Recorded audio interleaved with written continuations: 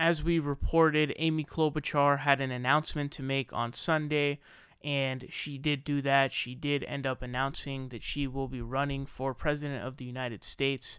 And I'm going to show you guys her campaign announcement, and then we're going to come back and talk about Amy Klobuchar. Check it out. My family story is like so many of yours. On both my mom and my dad's side, they arrived in this country with nothing but a suitcase. But they made a home here.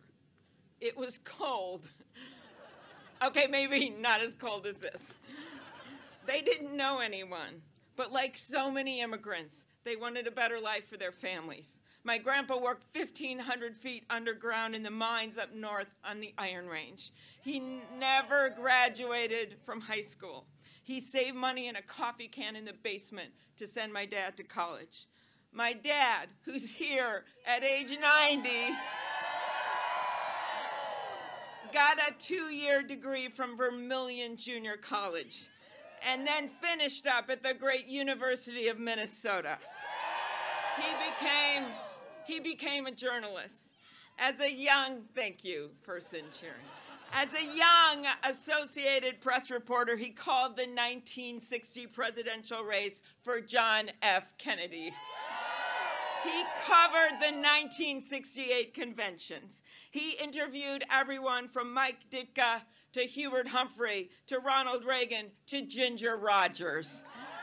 Freedom of the press wasn't some abstract idea to my dad. He embraced it. He lived it. My mom, a proud union member, taught second grade in the suburbs until she was 70 years old.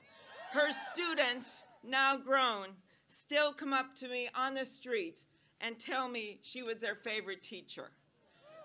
So today, on an island in the middle of the mighty Mississippi, in our nation's heartland, at a time when we must heal the heart of our democracy and renew our commitment to the common good, I stand before you as the granddaughter of an iron ore miner, as the daughter of a teacher and a newspaperman, as the first woman elected to the United States Senate from the state of Minnesota, to announce my candidacy for President of the United States.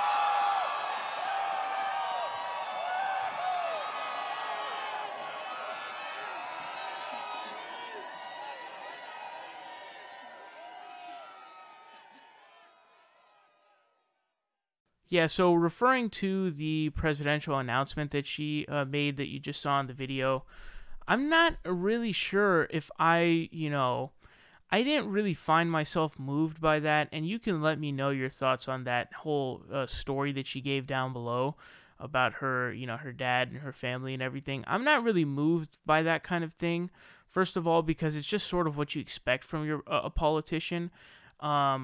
I was more hoping that she would talk more about, I support this policy position, I support this policy position, and that policy position. Here's why. Here are my main concerns, and that's why I support these policies. But instead, it was kind of this, story about her dad and the progress that her dad made.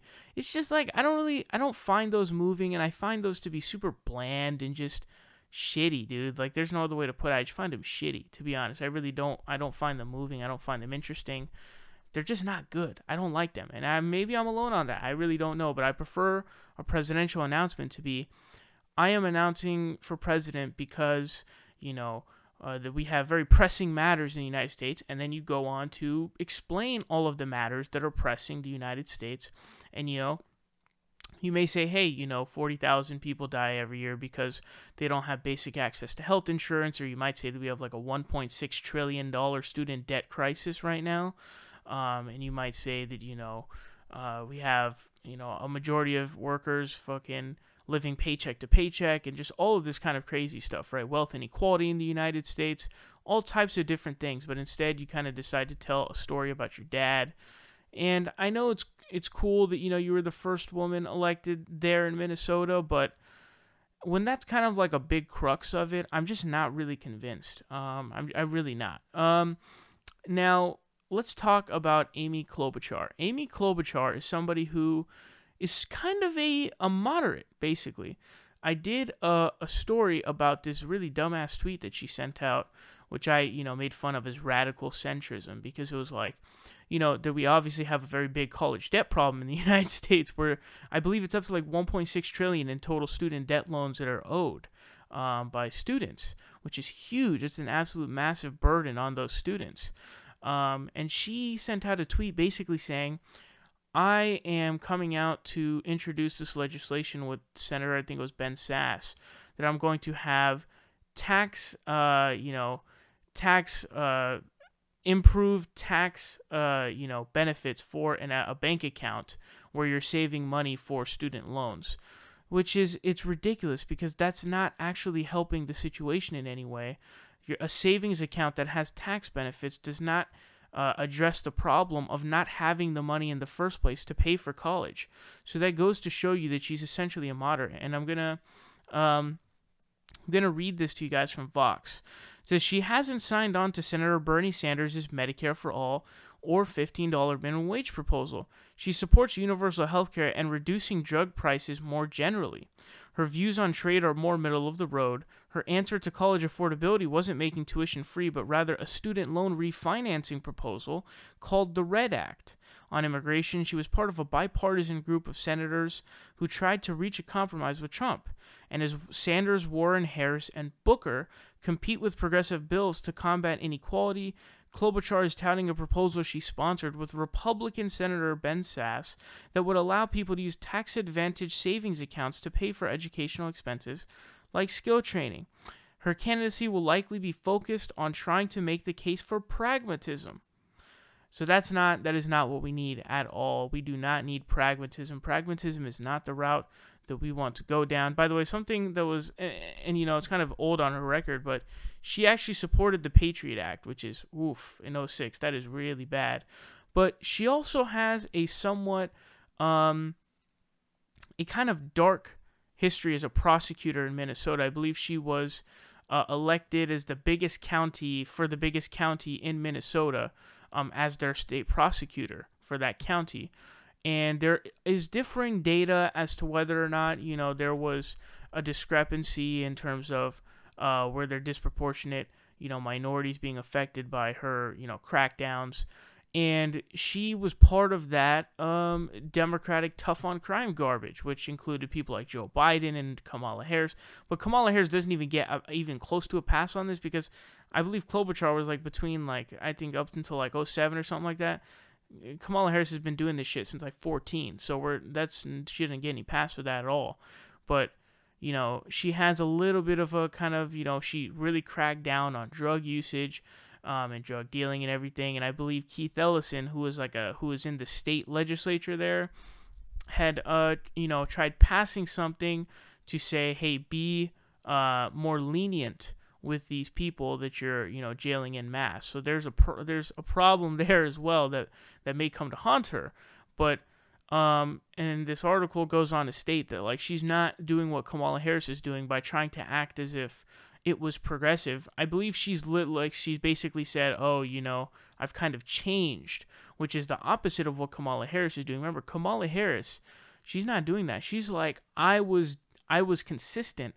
I've always been consistent, and it was progressive, and I will continue to be progressive. She's not even like a Paul, this is some psychopath shit, where you're you do these crazy, horrifying things, unprogressive things, and then you don't even apologize for it. You just act like it was progressive and just move on with your day. It's what? How's that possible?